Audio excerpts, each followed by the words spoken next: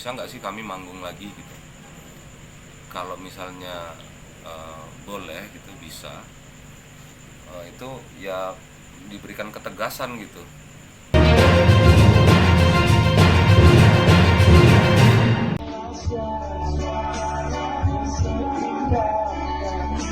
Sebagai seniman sudah dari bulan Maret sampai awal Agustus ini praktis tidak ada kegiatan menyangkut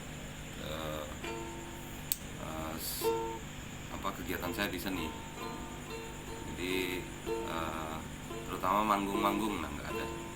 Selama ini kalau saya pribadi sebenarnya tidak berani untuk memberikan statement atau pendapat apapun ya, karena sejauh saya melakukan kegiatan menyangkut karya seni dan melakukannya untuk memenuhi kebutuhan sehari-hari, untuk mencari penghasilan, sebetulnya tidak terlalu banyak campur tangan pemerintah sebetulnya dengan dari kegiatan saya ini. Nah, harapannya mungkin ada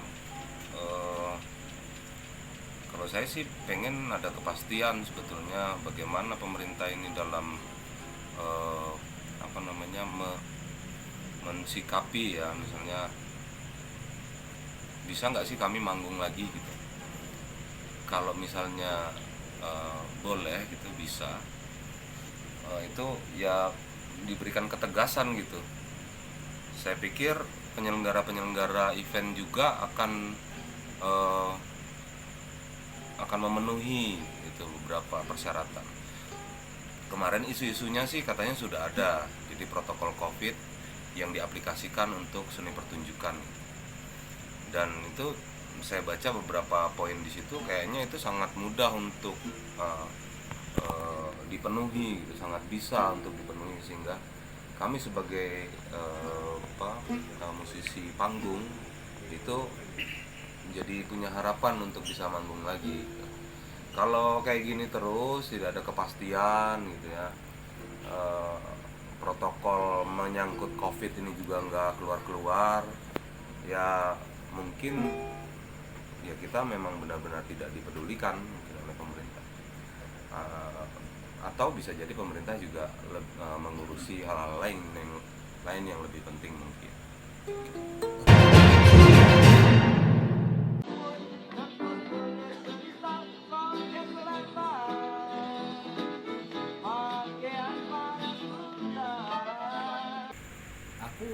Aku cari nafkah ya jualan banyak sekarang. Kalau sehari kalau satu bulan butuh bantu untuk seniman untuk jemur ke satu keluarga paling tidak untuk 5 juta itu untuk dapur.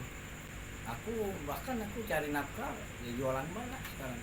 Jual pempek tunu, nenggang, otak. Jadi jauh banting setirnya ya? Iya. Karena harus makan. Itu kalau dampak corona ini ya mana? Banyak yang tidak dapat job yang jelas. Sekarang ini banyaklah di rumah sudah itu bantu keluarga cari nafkah ya. Untuk dukungan pemerintah Kota Palembang sendiri terhadap musisi, aku yang didukung belum ada yang didukung. Harapannya ya mungkin tidak ada kepikiran baik baru. Dan di masa pandemi ini yang merasakan dampak sangat besar itu sebenarnya dari sektor jasa. Nah, sektor jasa itu salah satunya ya kita yang bekerja di dunia kesenian ini. Nah, harusnya ini yang menjadi prioritas.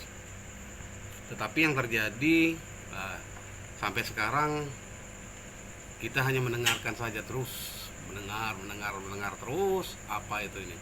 Tapi nggak pernah sampai ke kita.